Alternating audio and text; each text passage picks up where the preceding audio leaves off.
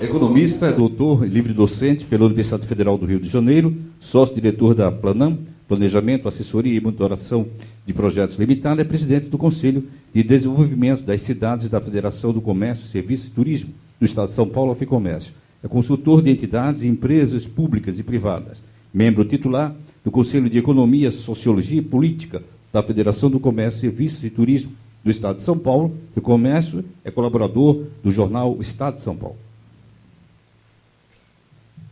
Bem, só errou numa coisa. É carioca. Sou carioca. Ah, pois é. Eu não tive essa sorte. Embora morando há 30 anos em São Paulo, mas eu sou carioca. Eu gostaria de agradecer inicialmente a gentileza do convite feita pelo superintendente da SUDENE, um convite que era irrecusável pela forma gentil como ele foi feito, né? Agradecer também ao ministro Reis Veloso e cumprimentar a todos por essa iniciativa. Me coube a tarefa de falar sobre uma questão que hoje é muito momentânea por causa dos movimentos de junho, mas que já se arrasta no Brasil por décadas, sem muita perspectiva pela frente, que é a questão da mobilidade. É um assunto complexo, que a gente pode examinar por vários ângulos, e eu gostaria aqui de enfatizar alguns aspectos. Eu vou ter que, talvez, fazer um pouco... Bom, vamos ver se dá para controlar daqui o... Dá. Bom, a importância da mobilidade urbana, né? Todos falamos da mobilidade, é um assunto que nos afeta no dia a dia, no entanto, há uma conotação muito mais ampla da questão da mobilidade. Primeiro, ela tem uma importância econômica. Nós temos que ter mobilidade para que as atividades econômicas tenham um bom desempenho, que a produtividade do trabalho seja mais alta e que as cidades possam ter mais competitividade. Isso é especialmente importante para grandes metrópoles, nas cidades que hoje começam a se inserir mais na economia mundial, né, com a globalização. Tem uma importância social porque a mobilidade é essencial para o deslocamento diário. As pessoas precisam trabalhar, estudar, têm os seus períodos de lazer. Portanto, a mobilidade ela tem que ser vista também como um fator de equidade, né? Ela iguala as pessoas. E, se ela não consegue igualar, se ela estabelece diferenças, ela está agravando, ao invés de resolver as questões sociais. E a mobilidade tem uma importância ambiental também, porque melhores condições de mobilidade acabam acarretando melhores condições ambientais, né? Nós sabemos disso. Países que resolveram melhor o problema da mobilidade conseguiram também resolver melhor as suas questões ambientais. O transporte público, portanto, ele é um fator importante para prover a mobilidade, a acessibilidade, enfim, fazer com que a vida das pessoas seja mais fácil. Por que eu falo do transporte público? Porque, infelizmente, há décadas que nós estamos associando mobilidade ao transporte individual, né?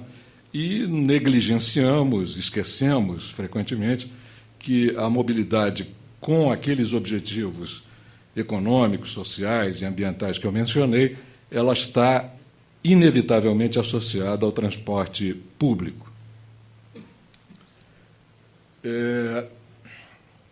Nós tivemos, ao longo das últimas décadas, nós tivemos uma sucessão cumulativa de efeitos nefastos, aquilo que os economistas chamam de externalidades negativas, não é?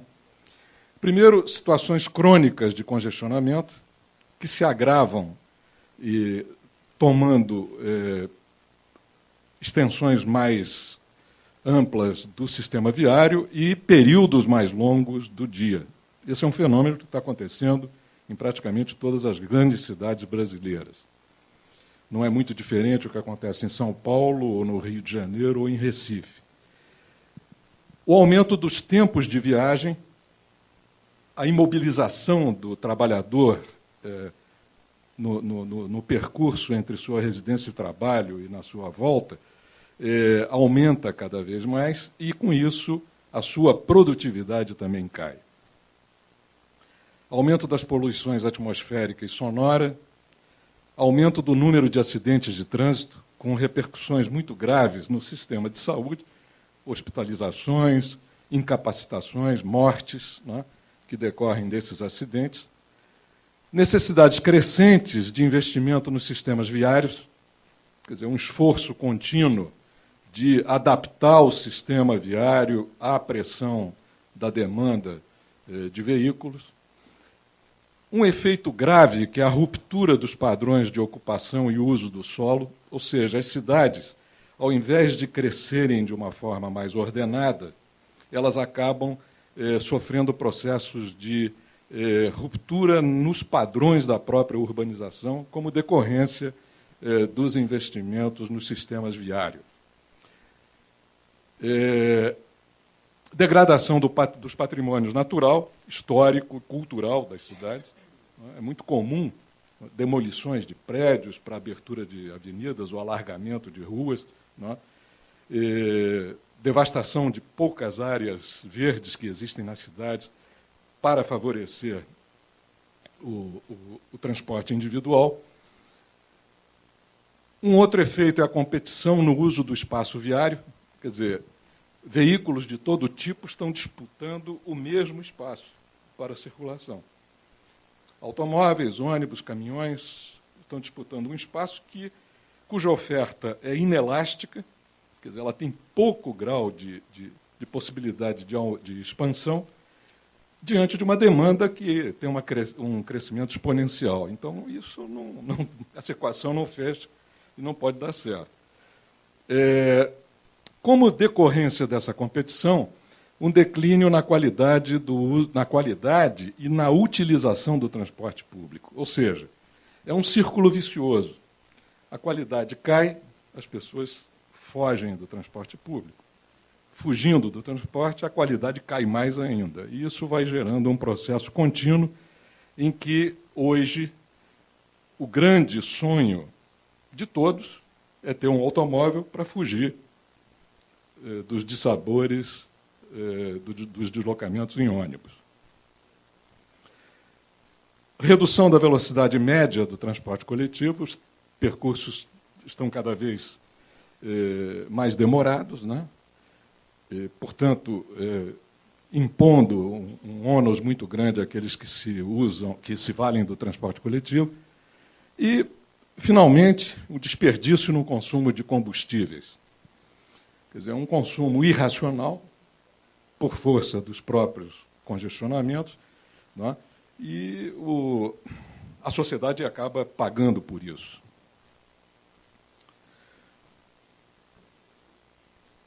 A necessidade hoje é de mudança de um paradigma, mas é um paradigma que está muito entranhado na vida das pessoas, nos hábitos, né? E, consequentemente, de mudança muito difícil. É o predomínio do transporte rodoviário, em larga escala, tanto para transportar cargas, né, insumos, bens finais, e passageiros, quer dizer, ou de forma individual, de forma coletiva. E esse transporte rodoviário, ele é o grande responsável pelas mudanças ocorridas nas cidades, e principalmente mudanças que provocam degradação ou uma forma predatória de ocupação do solo urbano.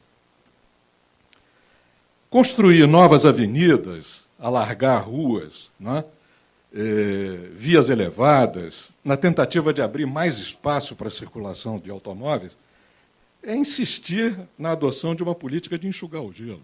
Quer dizer, ela tem os seus limites, os limites são atingidos rapidamente, as soluções são sempre precárias do ponto de vista do longo prazo, né? E, ao invés disso, é cada vez mais difícil encontrar políticas públicas que exerçam maior controle sobre o uso e a ocupação do solo, que possam conter a disseminação descontrolada de polos de geração de tráfego. Tá?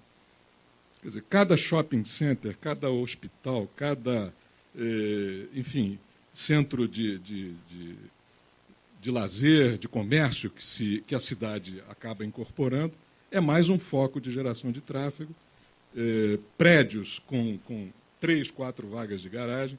Né?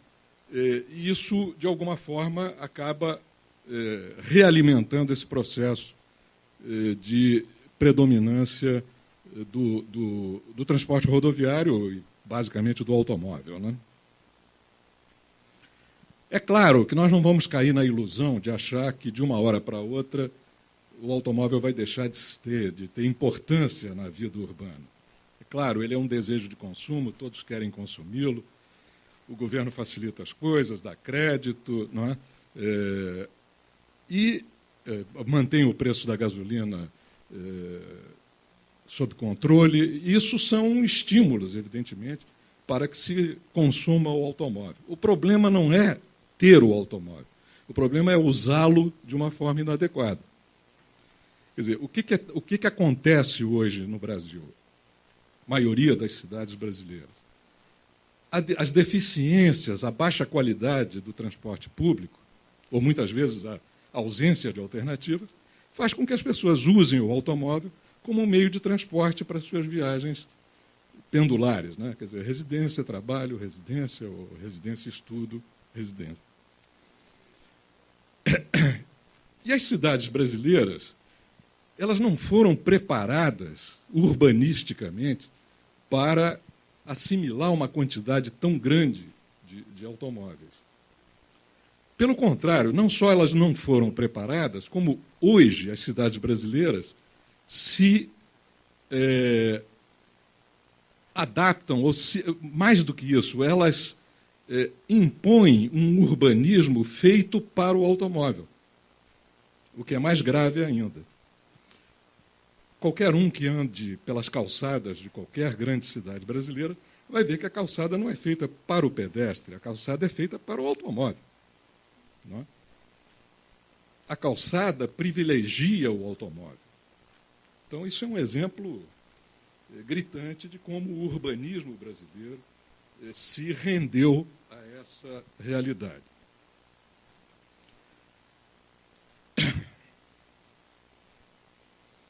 Bom, como é que se pode superar esse modelo? Eu disse anteriormente que é difícil quebrar esse paradigma, né? Mas, de alguma forma, nós temos que pensar em alternativas. Nós estamos aqui discutindo 2030, né? Já estamos em 2013, falta pouco tempo para isso. Bom, as alternativas são alternativas conhecidas. Não há nenhum mistério nisso. Basta nós percorrermos algumas grandes metrópoles mundiais para verificarmos que essas soluções existem. Tá? Corredores de ônibus, ou faixas exclusivas, ou faixas preferenciais para a circulação dos ônibus, corredores de veículos leves, VLT, bondes modernos, que predomina uma grande parte das cidades europeias, muitas cidades americanas, que mantiveram o bonde, modernizaram e tornaram ele uma alternativa de mais atratividade para os usuários. Sistemas metroferroviários de alta capacidade, inclusive trens com função regional, né, permitindo que as cidades tenham um crescimento mais extensivo, né? Coordenação de planos, integração física, operacional e tarifária entre os modos de transporte, é uma coisa que praticamente inexiste nas grandes cidades brasileiras. Uma exceção talvez seja São Paulo, que tem um sistema de bilhete único, de bilhete integrado. Não é? Articulação institucional e de financiamento entre municípios, estados e União. Eu escrevi recentemente um artigo em que eu comparava a tarefa dos prefeitos e dos governadores à tarefa de Sísifo. Eles estão sempre levantando a pedra e a pedra tem alguém empurrando ela para baixo de novo. Porque o que causa os problemas de mobilidade nas cidades não tem origem dentro das cidades. São causas externas. Não são problemas de responsabilidade do prefeito ou do governador. As grandes migrações internas, o estímulo à indústria automobilística, a isenção de IPI para os automóveis ou a extensão de crédito para a compra de veículos, não são decisões do prefeito nem do governador. Mas quem tem que resolver o problema é ele. Isso recai sobre a responsabilidade, sobre o prefeito, como uma responsabilidade da qual ele não fez parte da decisão. E ele tem que resolver. Não é? Quer dizer, os milhares de automóveis que entram em circulação na cidade e os eleitores que são donos desses automóveis e que estão felizes por terem um automóvel, vão exigir do prefeito que ele alargue as ruas, que ele abra novas avenidas, ou que ele faça vias elevadas para esses automóveis poderem circular. Então, esse é o modelo no qual nós estamos presos e não conseguimos, até agora, sair. Compartilhamento de responsabilidades entre os agentes envolvidos. Quer dizer, a União, que ao longo dos anos 70 financiou pesadamente o transporte público, principalmente metrô e trens metropolitanos, a partir dos anos 80 ela tirou o corpo fora. A União não assumiu mais responsabilidades em relação a problemas que são de importância nacional. O problema da mobilidade em São Paulo, ou no Rio de Janeiro, ou em Recife, não é um problema local, é um problema de responsabilidade nacional. E a União tira o corpo fora, diz que não tem nada a ver com isso. Então, esse é um problema muito sério. E mais ainda, porque nós não temos formas de governança, de gestão, que envolvam município, Estado e União numa responsabilidade comum. E eu vou mais adiante ainda. Quem lida com o problema do ônibus não conversa com quem lida com o problema do metrô ou da ferrovia. Quer dizer, são compartimentos estanques, que é a tradição administrativa brasileira. Seja entre níveis de governo, seja no mesmo nível de governo, as pessoas não se comunicam. Não há conversa, não há linguagem comum que permita uma coordenação. E isso é muito grave. Outro aspecto importante é que os governos, em geral, não têm dinheiro. Não é? Às vezes até têm, aplicam mal, a gestão é ruim, mas, em última análise, também não dá dinheiro para tudo. Né? Tem que fazer opções. Participação do setor privado. No caso do transporte, e eu estou falando aí não do transporte de ônibus, que já é privado, mas eu falo de metrô, de trem, de soluções inovadoras, tem que se estimular mecanismos que atraiam o capital privado para investimentos pesados nessas alternativas. E isso pode se dar por meio de concessões e parcerias.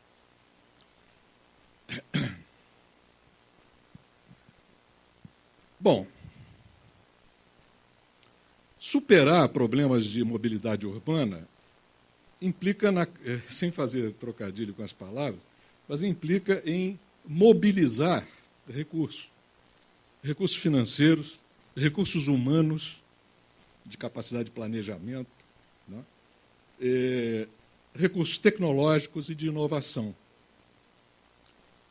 Nós vimos hoje pela manhã, o ministro Veloso estava me lembrando da época de faculdade, os fatores de produção eram terra, trabalho e capital, né? Recursos naturais, recursos humanos e capital. Hoje tem um quarto fator de produção, que é o que domina, que é o conhecimento, né? E sem conhecimento, sem desenvolvimento tecnológico, nós não temos condições de ter alternativas. Deixa eu tentar explicar isso melhor. Para nós implantarmos um sistema de metrô ou de ferrovia metropolitana, ou mesmo de VLT ou de ônibus modernos, nós temos que dominar uma tecnologia, nós temos que ter uma capacidade industrial. É uma cadeia produtiva que está envolvida nisso. Então, as decisões relacionadas com a mobilidade afetam toda a capacidade, afetam todo o potencial que o país pode ter de produzir novas tecnologias. Ou seja, eu volto novamente àquela ideia de que o problema da mobilidade não é um problema local, é um problema de interesse nacional, porque ele afeta o desenvolvimento tecnológico e a indústria. Ora, se nós não temos uma política claramente definida para a mobilidade, é evidente que nós também não vamos ter uma política definida para o desenvolvimento de novas tecnologias e a produção de trens, por exemplo. Né? O ambiente fica muito incerto, muito inseguro, para que uma indústria se consolide em função dessas prioridades. Nós produzimos ônibus, né? Até exportamos ônibus. Já produzimos trens. No passado, já exportamos trens, inclusive. Hoje, o tipo de ônibus que se produz no Brasil é muito precário. Ele não atende necessidades de maior exigência, por exemplo, em termos de corredores de ônibus. Não é? A mobilidade implica também, quer dizer, melhorar a mobilidade implica também na capacidade de articular políticas, planos e ações nos 3 níveis de governo. E tem que haver um objetivo comum. Né? Eu me lembro que, há muito tempo atrás, eu estava num almoço com o presidente da entidade que gere o metrô de Paris, né? Metrô, ônibus de Paris. E ele era, interessante isso, ele era do Partido Comunista Francês, ainda existia naquela época, e fazia parte do governo. E ele me dizia o seguinte, que na França, o governo pode ser de direita, pode ser de esquerda, que a prioridade sempre é o transporte público. Que ele não tinha esse tipo de preocupação. Transpondo para o Brasil, eu diria o seguinte, aqui é o contrário. O governo pode ser de direita, pode ser de esquerda, a prioridade sempre será o automóvel. Então, é esse paradigma que nós temos que mudar. Eu não estou aqui fazendo um discurso contra a indústria automobilística, nem quero que digam que eu estou aqui, enfim, numa fantasia, numa ilusão de que o automóvel vai sair de cena. Não é isso. Mas é ter o mínimo de racionalidade, de lógica nas políticas públicas. É isso que a gente precisa ter. É só. Né? Deixa todo mundo ter automóvel, comprar automóvel, mas pelo menos você tem que ter alternativas de transporte público, que é o que acontece nas grandes metrópoles mundiais. É Nova York, é Chicago, é Londres, é Paris. E aqui não é muito diferente disso. As grandes aglomerações caminham para essa complexidade. Bom, o objetivo, portanto, quer dizer, se deve haver um objetivo comum, ele é o de favorecer o melhor desempenho econômico, a equidade social e a qualidade ambiental das cidades. Em suma, trata-se de mobilizar a sociedade. E mobilizar a sociedade pela mobilidade é dar qualidade de vida. Não é à toa, e não é uma mera coincidência, que nessas manifestações de junho, a questão central foi a mobilidade. E não só por causa dos 20 centavos em São Paulo. Foi porque realmente a situação se torna de tal forma desgastante, ela afeta de tal forma o dia a dia das pessoas, que isso acaba provocando, enfim, uma explosão de insatisfação. E os governos têm que ficar atentos a isso. E quando eu falo os governos, eu estou falando de prefeituras, do Estado, do governo federal. E sem essa cooperação é muito difícil essas coisas mudarem. Agora, eu concordo com você, que a sociedade tem que estar presente, né? Quer dizer, é ela que dá continuidade, ela que provoca as mudanças. Mas tem que haver uma consciência muito forte disso, nessa mobilização da sociedade. Vou me lembrando aqui de um outro episódio interessante. Eu estava na cidade de Portland, no Oregon, né? Uma cidade de porte médio, aliás, uma belíssima cidade, e a prefeitura tinha desenvolvido um projeto de um VLT. Eles estavam recuperando o sistema de bondes, introduzindo um bonde novo. E esse projeto da prefeitura, ele cortava ao meio um bairro pobre da cidade. Pobre, evidentemente, guardando as proporções da pobreza nos Estados Unidos. O que aconteceu? A comunidade desse bairro se mobilizou, eles se cotizaram, pagaram um escritório de engenharia para ele elaborar um projeto alternativo, que não cortasse o bairro ao meio. Fizeram esse projeto alternativo, apresentaram à prefeitura, e a prefeitura mudou o projeto. Então, isso vem de encontro, inclusive, ao que você tinha falado antes, quer dizer, a consciência da sociedade de que ela pode pressionar o governo, de que ela pode fazer as coisas mudarem, depende muito da capacidade que ela tem de se mobilizar em favor dela mesma. E não ir atrás de uma promessa qualquer, ou de alguém que apareça lá, um oportunista que diz que vai fazer isso por ela. Não é? Isso é muito difícil, porque isso é um processo cultural. As coisas têm um certo tempo de maturação das mudanças, né? Mas é como as coisas podem funcionar. O Brasil hoje é um país que tem uma complexidade muito grande, né?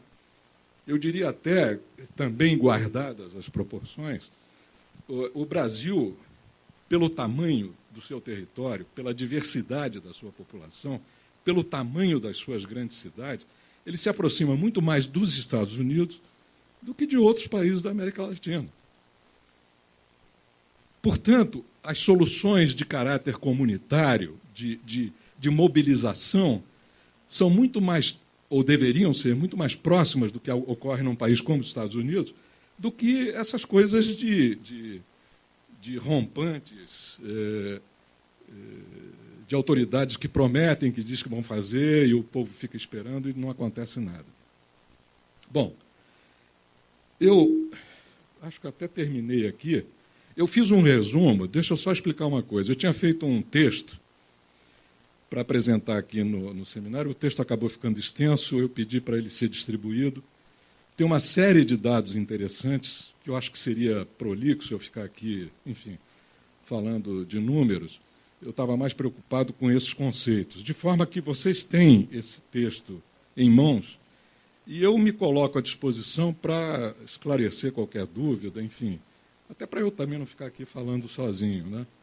Eu queria só dar esse recado, que é importante uma... bom, só um... Eu esqueci, foi bom que o rapaz lá me lembrou. Eu queria só dar aqui que eu tinha acrescentado nesse texto que foi distribuído, são os dados interessantes.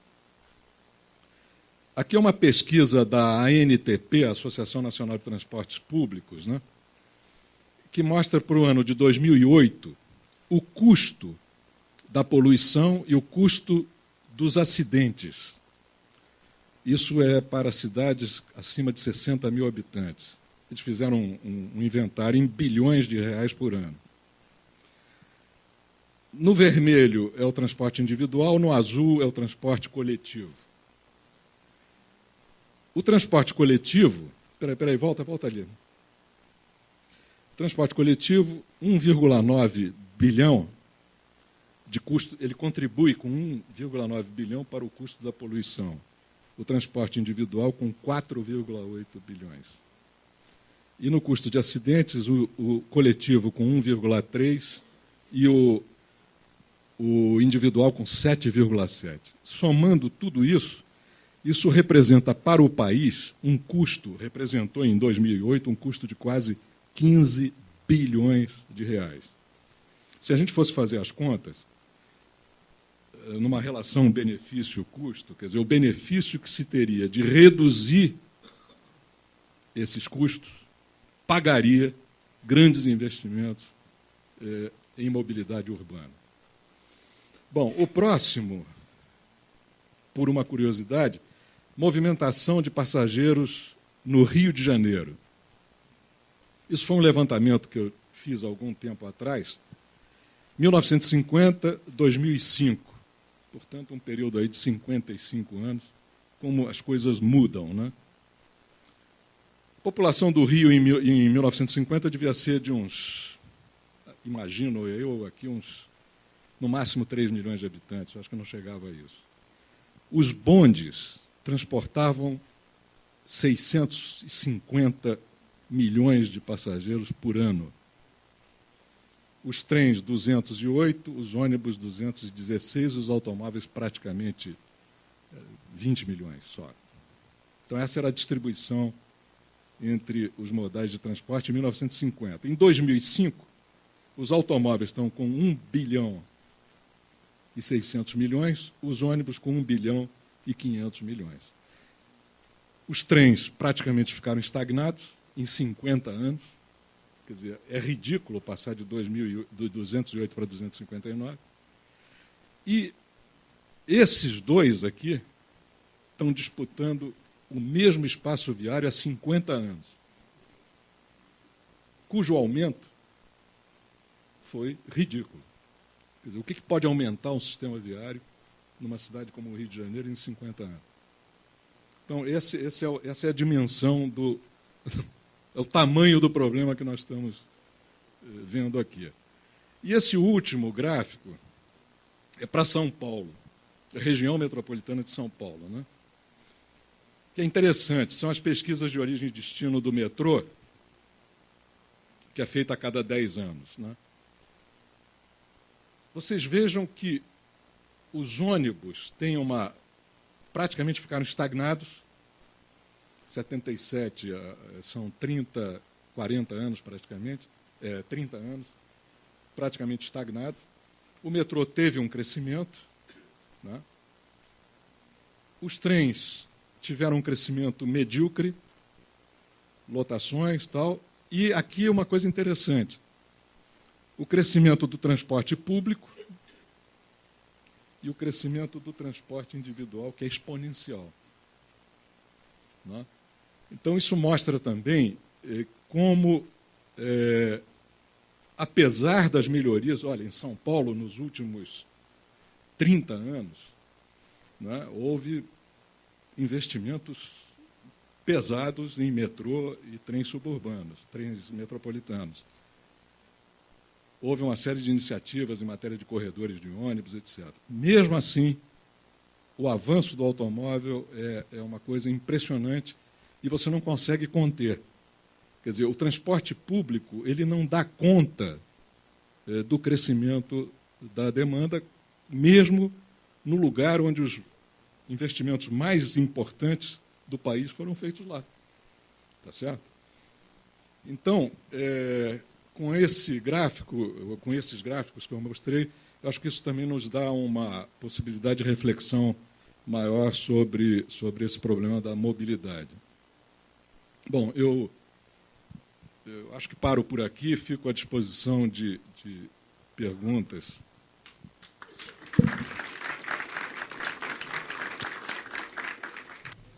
O senhor não acha que essa dificuldade de articulação entre União, Estados e municípios, principalmente entre Estados e municípios, é consequência direta de eleições a cada 2 anos, ora na esfera federal, ora nas esferas estaduais e municipais, gerando mudanças sistemáticas de gestores públicos. É o nosso amigo Paulo de Tarso. Eu acho sim, eu concordo com isso.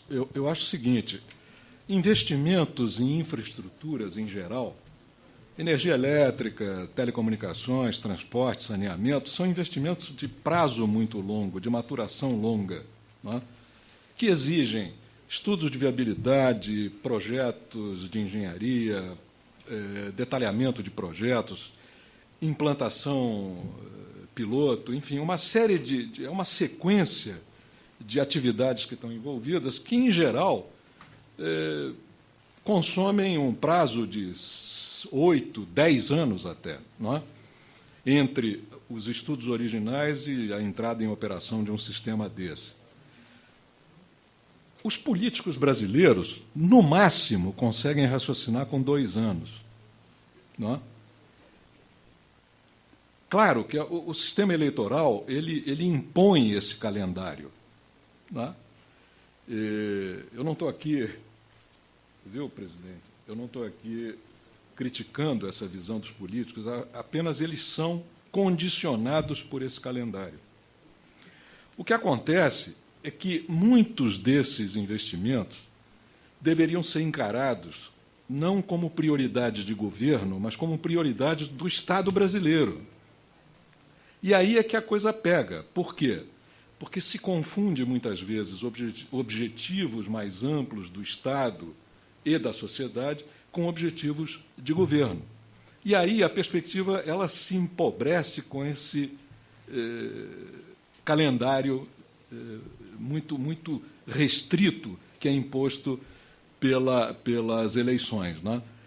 Então, eu acho que esse é um problema muito sério. Eu sinceramente, não sei como resolver isso, mas se poderia tentar resolver através de compromissos mesmo, mais amplos entre as autoridades que são responsáveis por esses setores. Bem, uma outra pergunta aqui, José Carlos Paixão, engenheiro. Mobilidade é um direito político, é um direito político de ir e vir. Mobilidade é um direito econômico de integração dos braços econômicos. Por que no Brasil a integração ferroviária nacional e nos trens metropolitanos não é uma prioridade? É só discurso, dizer aí. Bom, há muito tempo que as ferrovias já não são prioridade no Brasil, né? Por uma série de razões, eu já escrevi muito sobre isso, enfim, e seria longo ter que voltar às origens das explicações, mas eu vou tentar ser muito sintético nessa resposta. O sistema ferroviário brasileiro ele não foi concebido para integrar o território, ele foi concebido para ser um suporte ao escoamento das exportações. O Brasil era um arquipélago econômico, já dizia o saudoso Celso Furtado, onde cada região especializada num determinado tipo de produto se ligava ao mercado internacional mais do que entre si. Daí essa imagem de arquipélago usada pelo Celso Furtado. Ou seja, para que os produtos brasileiros fossem competitivos, né, o açúcar, o café, o minério, eles tinham que ter formas de escoamento mais eficientes, no caso, a ferrovia articulada ao porto, a navegação de longo curso. Então, a ferrovia no Brasil ela não cumpriu o papel que ela teve, por exemplo, nos Estados Unidos, que foi de integração territorial. A ferrovia americana uniu o país, ela tornou possível um país de 2 costas, né, Atlântico e Pacífico. No Brasil, não. Então, esse é a origem do problema. Com a industrialização, com o fechamento da economia brasileira, as ferrovias não responderam às necessidades da industrialização, do mercado interno. Por quê? Porque elas não tinham essa função de integração territorial. Quem cumpriu esse papel foram as rodovias. de execução mais fácil, de período de maturação mais curto e, portanto, mais capazes de promover uma integração para o mercado, o nascente mercado de produtos industriais brasileiros. Expansão da fronteira agrícola, enfim, a rodovia tinha mais capacidade de acompanhar esse processo. Com isso, o que aconteceu? As ferrovias estagnaram e as rodovias se desenvolveram. E é claro, não que faltasse recurso para a ferrovia, o BNDES, logo na sua primeira fase de existência, financiou muito as ferrovias, colocou muito dinheiro nas ferrovias. É bem verdade que não era dinheiro a fundo perdido, mas, de qualquer forma, as ferrovias tiveram algum suporte financeiro, mas elas estavam já muito deterioradas, muito estagnadas e não conseguiram se recuperar. Então, isso explica essa questão da ferrovia e da rodovia. Como se dizia no Exército, explica, mas não justifica, né? Quer dizer, isso já poderia ter sido mudado e não foi. As ferrovias metropolitanas, urbanas, tiveram o mesmo destino. Elas foram também alijadas pelo transporte rodoviário. Então, nós vimos ali, no caso do Rio de Janeiro, quer dizer, em 50 anos, a movimentação de passageiros na ferrovia aumentou de uma forma ridícula, né? Quer dizer, então isso mostra que as soluções ferroviárias foram relegadas a um segundo plano. E mesmo nos lugares onde houve, como eu disse antes, investimentos pesados em metrô e ferrovia, que foi o caso de São Paulo, também não conseguiu dar conta do crescimento da demanda diante também não só do automóvel, como da competição dos ônibus e tal. Então, eu de uma forma muito resumida, diria que a situação das ferrovias foi muito, quer dizer, ela foi muito historicamente condicionada, né? Tudo bem. Bem, aqui tem uma pergunta que ela é bola dividida, professor, mas tudo bem. Nelson Queiroz, economista, no Ministério da Previdência. Professor José Bará, o senhor acredita que a região Nordeste, através da SUDENE, pode liderar uma campanha de transporte público que atenda inicialmente as áreas metropolitanas do Recife, Fortaleza, Salvador, e ser exemplo para o Brasil?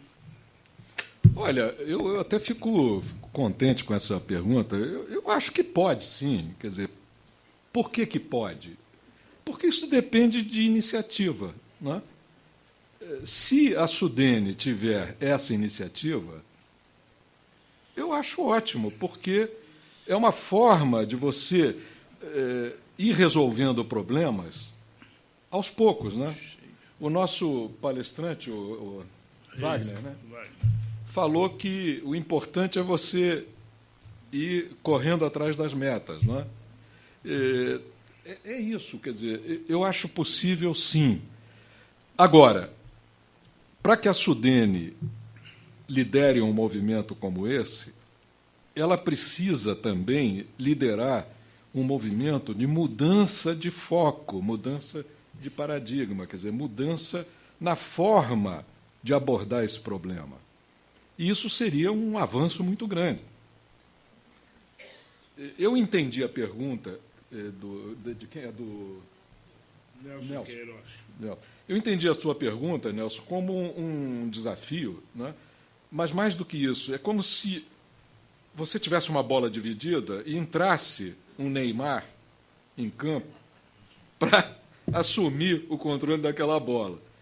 Ou alguém que, digamos, seja neutro em relação a esses conflitos, né? E, nesse sentido, eu acho uma ideia muito boa, né? Professor, como a SUDENE foi citada, eu peço licença para... Sim, lógico. Não. Bem, a SUDENE vem há mais de ano tentando, junto ao governo federal, obter recursos para realizar um estudo de viabilidade técnica, econômica e ambiental, né, de um trem com função turística, né, pelo litoral, mas que teria uma interface com o transporte urbano. Mas, de qualquer modo, eu estou encontrando respaldo do Ministério do Turismo. Acertei com os governadores áreas dinâmicas preferenciais, que no caso da Bahia, seria inicialmente Salvador, Costa do Sauípe, Recife, João Pessoa. Por que Recife, João Pessoa? Porque, além da distância ser pequenas, 130 quilômetros pela rodovia, pela ferrovia deve dar um pouco menos, não sei, há um acelerado processo de conurbação Recife, João Pessoa, mais ainda com a superveniência da fábrica da Fiat. Então, hoje, para você ir aqui de Recife até Abreu Lima, é um inferno. Um inferno na torre, mas na torre não, é na terra. Eu acho que esse modal, que esse trem para transportar passageiros com função turística bem acomodada e pequenas cargas, teria uma interface. O governo da Bahia se mostrou simpático, o governador Jacques Wagner se mostrou simpático à ideia e tem opinado favoravelmente. Mas, de qualquer modo, o projeto, eu devo ir a Brasília na próxima semana, recebi uma sinalização que eles estão dispostos a fazer o destaque orçamentário, e os trechos dinâmicos seriam preferenciais: Salvador, Praia do Forte, Costa do Sauípe, que é o ponto turístico mais conhecido depois de Salvador, na Bahia. Aqui nós teríamos Recife, João Pessoa, porque eu acredito que o aeroporto natural do Recife é João Pessoa. Eu acabaria com esse problema de fluxo turístico para João Pessoa. Recife, Porto de Galinhas, Natal, Praia do Pipa, Fortaleza, Canoa Quebrada, e aqui nós teríamos Maceió, Praia de Maragogi.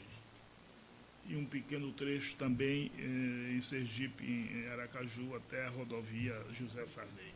Então, são esses trechos dinâmicos, e a partir desse fatiamento, eu consegui uma certa simpatia no Ministério, e parece que as coisas podem acontecer nesse sentido, fazendo essa interface com o transporte urbano, a partir das grandes cidades do Nordeste. É essa a contribuição que a Sudene pensa dar ao transporte urbano, embora o nosso trem seja um trem de função turística para consolidar o que é a vocação natural do Nordeste, que é justamente o turismo. Posso lhe dar uma... Agora, ele tem concluído. E tem um aceno, mas as dificuldades são grandes. Eu estive na Espanha e o governo espanhol acenou com a possibilidade de financiar esse estudo. Mas eu estou esperando uma resposta, já tenho cobrado muito. Eu estive no Banco do Brasil, o Banco do Brasil também demonstrou algum interesse de financiar esse estudo, mas as coisas, o processo decisório do governo da administração brasileira, mas, de qualquer modo, nós estamos tentando, e acredito que a Sudene pode dar essa participação, essa contribuição. Professor, devolvo-lhe a palavra. Não, é que eu vi uma experiência muito interessante na África do Sul. Tem um trem que faz um percurso, ele sai da Cidade do Cabo e ele vai pela costa, uma paisagem maravilhosa, ele vai, porque é uma costa de promontórios, né? E ele vai costeando até uma cidade histórica muito bonita, que é mais distante. Agora, esse trem, o que me chamou a atenção, ele sai da estação central de Cape Town, e ele tem uma função também suburbana, metropolitana. Ou seja, ele tem horários determinados para o trem turístico, né? E realmente esse trem turístico fica lotado de gente, porque é um passeio muito bonito, mas ele também desempenha uma função diária de trem de subúrbio. Quer dizer, não o mesmo trem, mas é a mesma linha até um determinado ponto. Então, hoje, você pode conciliar essas duas funções. Quer dizer, ele não precisa ser um trem turístico 24 horas, ele tem determinados horários e ele cumpre também o papel de um trem, enfim, metropolitano, um trem que liga áreas da cidade. Pois não. Aqui, doutor Ronaldo Bezerra, do Consulado Argentino. Muito bem. Sob sua ótica, se o governo federal decidiu com facilidade e rapidez o investimento de cerca de 28 bilhões de reais nas obras da Copa de 2014, o que impede para decidir investir um montante mais modesto na melhoria do transporte público nas cidades onde a mobilidade urbana impede ou trava o progresso e a vida urbana de um modo geral? Eu já cansei de falar desse assunto, porque ele é recorrente, né? Quando foi anunciada a vinda da Copa do Mundo para o Brasil, falou-se muito nos efeitos mais duradouros que teriam os investimentos que seriam feitos para a Copa do Mundo. E, evidentemente, se entendia-se mobilidade urbana, saneamento, melhoria de hospitais, etc., que são parte do empreendimento Copa do Mundo, né? Não se pode imaginar uma Copa do Mundo sem segurança, transporte, hospitais, etc. Muito bem, então se imaginava isso, né? De repente, a Copa do Mundo virou uma prioridade de estádios, que agora são chamados de arenas, né? A prioridade da Copa são os estádios. Então, acessibilidade, mobilidade, aspectos da infraestrutura urbana que poderiam se beneficiar de um evento como esse estão sendo completamente negligenciados. Isso é um absurdo, né? E eu digo isso com toda tranquilidade, é um absurdo, porque cidades que se beneficiaram de eventos esportivos fizeram modificações profundas na sua estrutura urbana. Eu estive em Londres agora, no final do ano passado. É impressionante as mudanças que eles fizeram em função das Olimpíadas. É uma coisa impressionante. O exemplo de Barcelona, de Montreal, né? Enfim, Los Angeles, uma série de cidades que abrigaram esses eventos, esses grandes eventos esportivos, e tiraram partido deles justamente para poder modernizar a sua estrutura urbana. No caso de Barcelona, é mais impressionante ainda, porque não foi só uma mudança física da cidade, foi uma mudança na própria concepção de Barcelona como um grande polo cultural da Europa. Barcelona hoje disputa eventos culturais com Paris, com Londres, com Roma. Quer dizer, é uma cidade que se tornou importante na Europa em função das Olimpíadas. Alguém está preocupado com isso em relação ao Rio de Janeiro, por exemplo? Alguém está preocupado com as infraestruturas urbanas relacionadas com a Copa? Quer dizer, é perder a oportunidade, não é? Quer dizer, insistir em perder a oportunidade. Aí não há o que fazer. Eu concordo com você, não, acho isso um absurdo. Pois não. Uma pergunta aqui do Dr. Maurício Pedrão, da Federação das Indústrias da Bahia. Considerando tudo que foi dito sobre os problemas urbanos do Brasil, o senhor acha que as metrópoles nordestinas poderiam ser geridas de outra forma, na direção das cidades inteligentes? Seria possível priorizar as cidades de porte médio? Olha, é interessante essa pergunta, e eu acho, eu até daria uma visão otimista sobre isso, pelo seguinte: quanto maior o tamanho da cidade, mais difícil fica solucionar os problemas. Eles vão se tornando mais complexos, mais interligados. Evidentemente, a tarefa é muito mais complexa. Há tamanhos de cidades onde essas contradições, esses conflitos, podem ser mais facilmente administrados. É uma questão de gestão, né? de governança, de saber como articular as soluções. Então, as cidades do Nordeste, embora Recife seja uma cidade já de grande porte, né? Salvador, mas as cidades do Nordeste, elas têm um tamanho que ainda é propício a um bom planejamento e a soluções mais coordenadas. E isso é uma vantagem que o Nordeste poderia ter em relação a outras áreas do Brasil. Por quê? Porque seria possível alterar alguns parâmetros de planejamento, de estratégias de urbanização no Nordeste antes que o caos se perpetue, né? Então, eu diria o seguinte, voltando àquela questão da Sudene, eu acho que a Sudene ela pode ter um papel importante como uma organização que é neutra em relação aos conflitos e que pode arbitrar esses conflitos de uma maneira mais eficiente, não é? E, respondendo à pergunta, eu acho que, por exemplo, fortalecimento de cidades de porte médio. O Brasil leva uma vantagem em relação a outros países, que é o fato dele ter uma rede de cidades de porte médio muito forte, né? Você não tem uma dominância de cidade em relação ao resto do país. Claro, tem São Paulo, mas São Paulo sozinho não é tão dominante quanto é a Cidade do México, quanto é Buenos Aires, ou Bogotá, ou Santiago do Chile. A rede de cidades brasileiras ela se aproxima mais da rede de cidades americanas.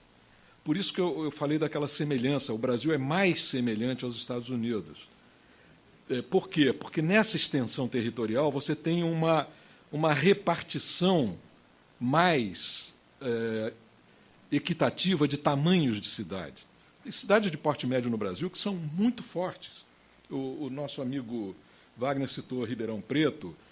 Só em São Paulo, Ribeirão Preto, Campinas, São José do Rio Preto, são cidades muito, muito fortes. Paraná. E no Nordeste você tem esse fenômeno também. Você não tem, por exemplo, João Pessoa como dominante, você tem também Campina Grande. Você não tem só Recife como dominante. Tá certo? Então, isso é uma vantagem num planejamento urbano de você poder fortalecer esses centros de porte médio. Eu vejo aí uma tarefa interessante para a Sudene, hein? Se você me permite essa sugestão. Não, a sugestão é bem recebida e será detalhada através de e-mail, professor. Tá bom.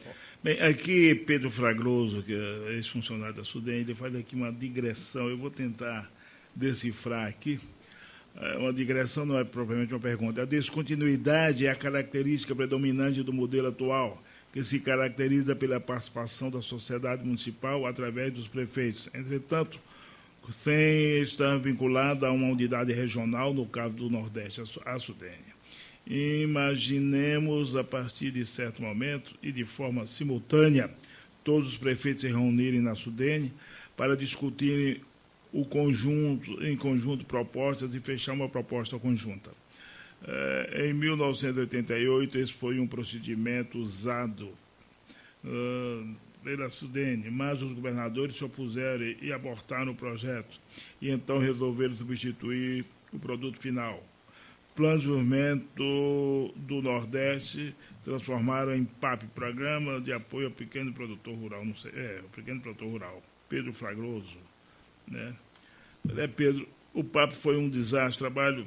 Bem, aqui o problema, se me permita aqui respondendo o problema todo não é nem que o projeto deixou de ser um desastre, o problema é a descontinuidade política que responde. O Programa de Apoio ao Pequeno Produtor Rural, ele é tecnicamente bem concebido. A descontinuidade desse projeto, como do projeto sertanejo, como do projeto Aidas, como do projeto Padre Cícero, bem, o Nordeste é uma região super diagnosticada, né?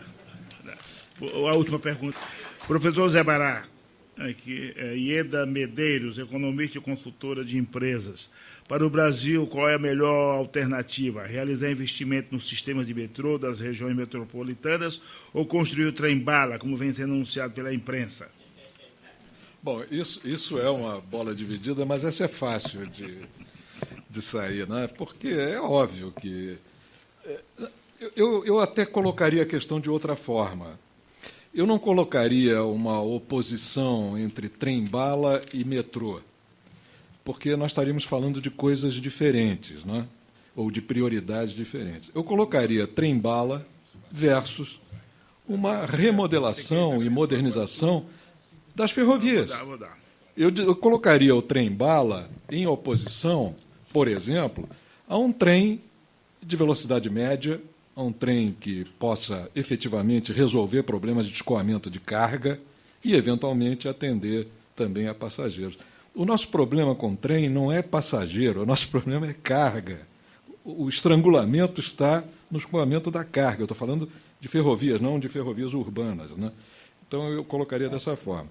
Agora, eu queria só fazer uma observação com relação à Sudene, que é a seguinte: eu, quando terminei a faculdade, fiz um curso de pós-graduação na CEPAL, nós ganhamos como um prêmio de final de curso uma visita à Sudene. Foi a primeira vez que eu vim a Recife, né? E o superintendente da Sudene era o Celso Furtado.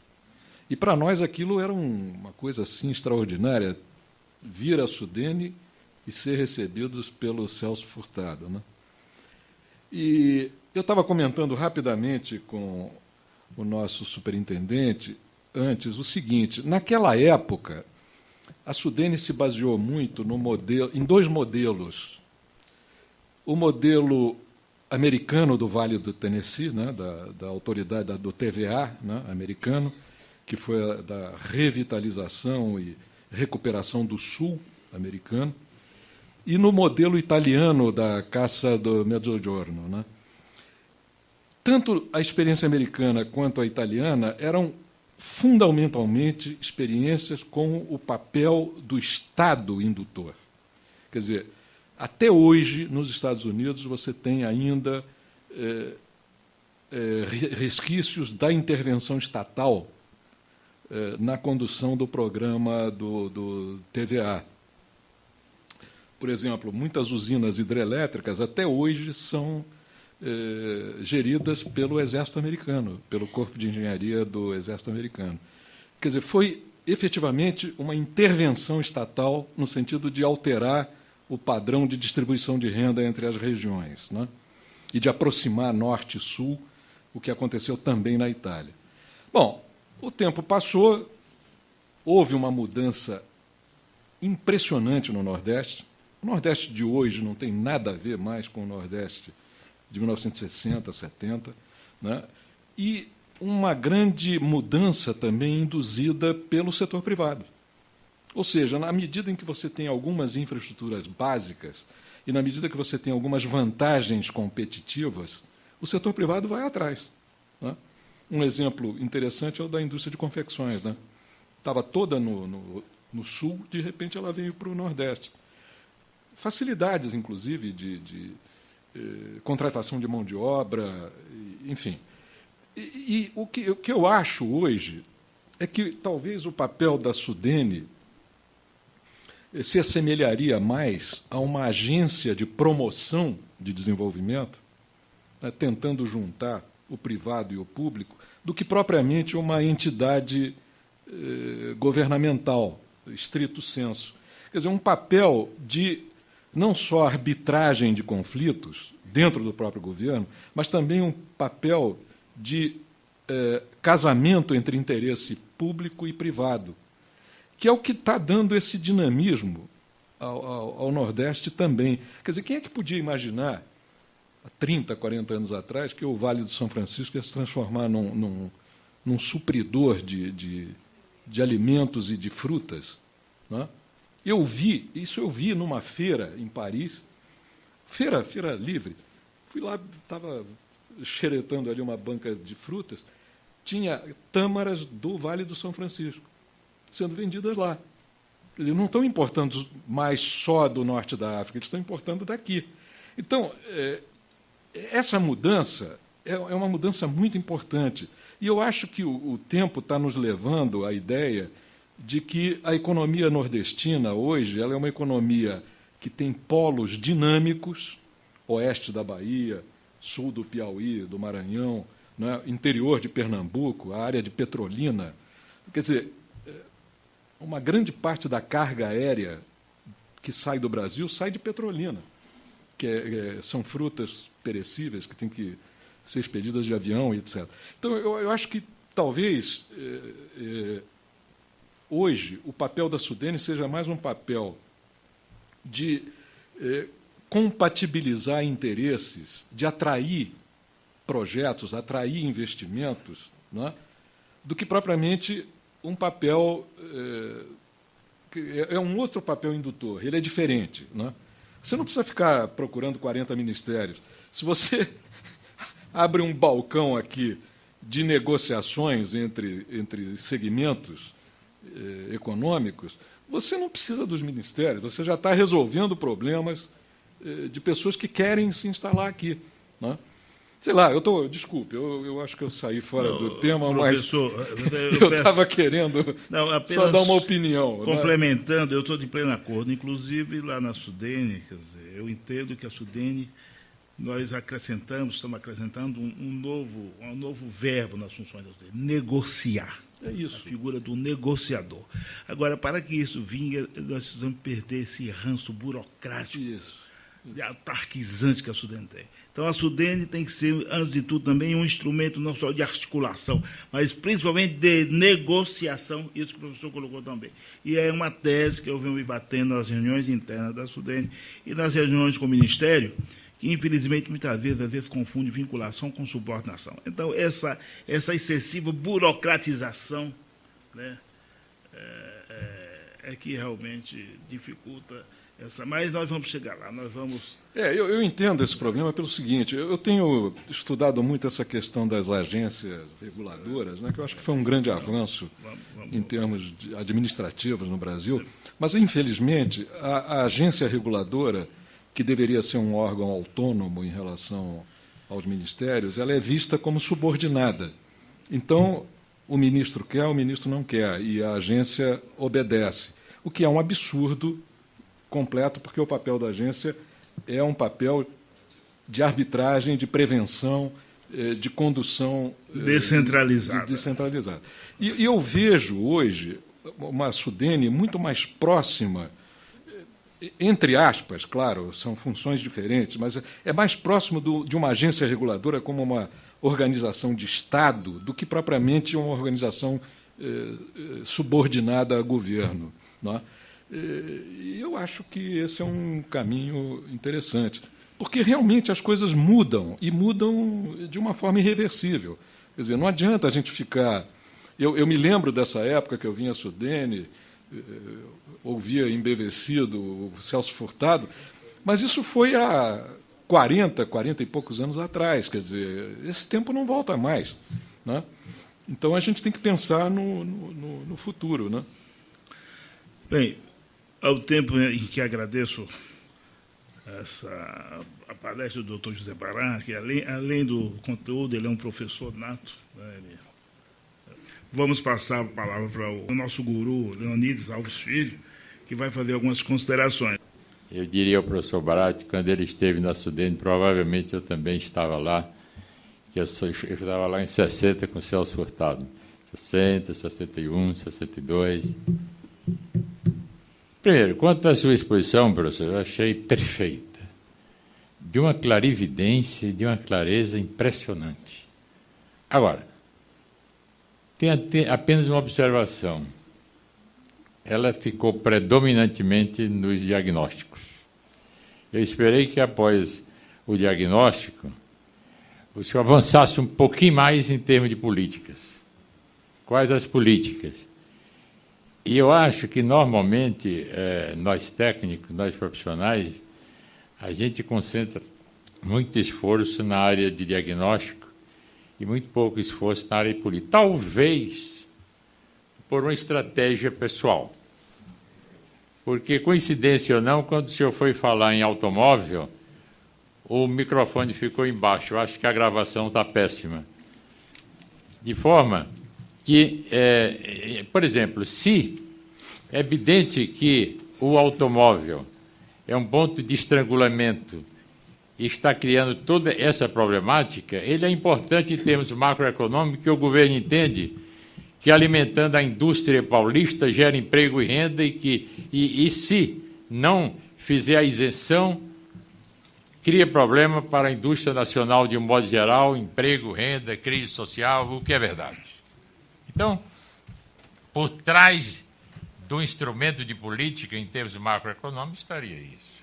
Como que normalmente nós profissionais temos alguma dificuldade sugerir, é evidente que, pelo seu diagnóstico, os instrumentos de política afloram.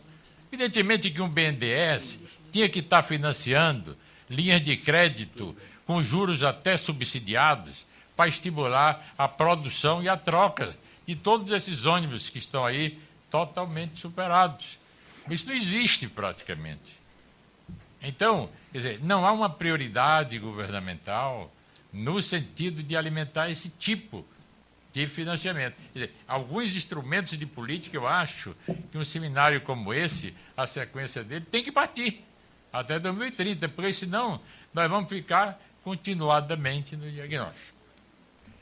Com relação à cidade de porte médio, eu vivi todo esse problema na Sudene. A Sudene criou um programa de cidade de porte médio que foi financiado pelo Banco Mundial e, por conta disso, ocorreu o boom de Petrolina, Montes Claros, Juazeiro, Sobral, Caruaru. Quer dizer, nós passamos a financiar intensamente um programa de cidade de porte médio, com financiamento, inclusive, que houve, eu era diretor internacional da Sudene, na época. Nós tivemos financiamento do Banco Mundial e financiamento do BID para essas cidades. Primeiro, o Banco Mundial financiou uma grande pesquisa para saber exatamente os segmentos nos quais isso deveria ser investido. Depois, passamos a negociar alguns programas específicos de infraestruturas para algumas dessas cidades. E é por isso, e dentro do estudo que a Sudene fez de cidade de porte médio do Nordeste, é por isso que Petrolina foi concebida e foi estimulada para dar suporte ao programa global de fruticultura que a própria Sudene estava induzindo naquela região, conjuntamente com a Petrobras. Então, mas às vezes as coisas começam, se retraem, e o programa de cidade de porte médio foi diminuindo e desapareceu como um instrumento de política e ação do governo. Com relação ao papel da Sudene, eu tenho escrito tanto sobre isso, e eu concordo com o senhor. E eu tenho dito isso, que nós, o Celso teve um grande mérito, isso ele dizia com a gente, e uma das grandes alegrias que eu tenho foi ter convivido com ele 3 anos ao lado assim, da sala de trabalho. Que é o seguinte, ele criou em cada um de nós, isso que o senhor fez, eu também fiz o curso da CEPAL, de técnico de desenvolvimento, e ele criou na Sudene e no Nordeste uma pleiade de profissionais, o engenheiro, o advogado, o economista, o sociólogo, o psicólogo. Ele dava 6 meses de curso de desenvolvimento para que cada profissional tratasse os problemas da economia dentro de um enfoque de desenvolvimento.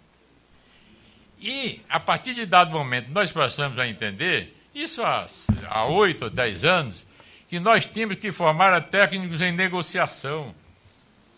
Porque, evidentemente, com os governos autônomos que aí nós tínhamos, a Sudene entendeu já naquela época, eu não gosto de usar lá naquela época, que é uma expressão bíblica, fica muito longe, né?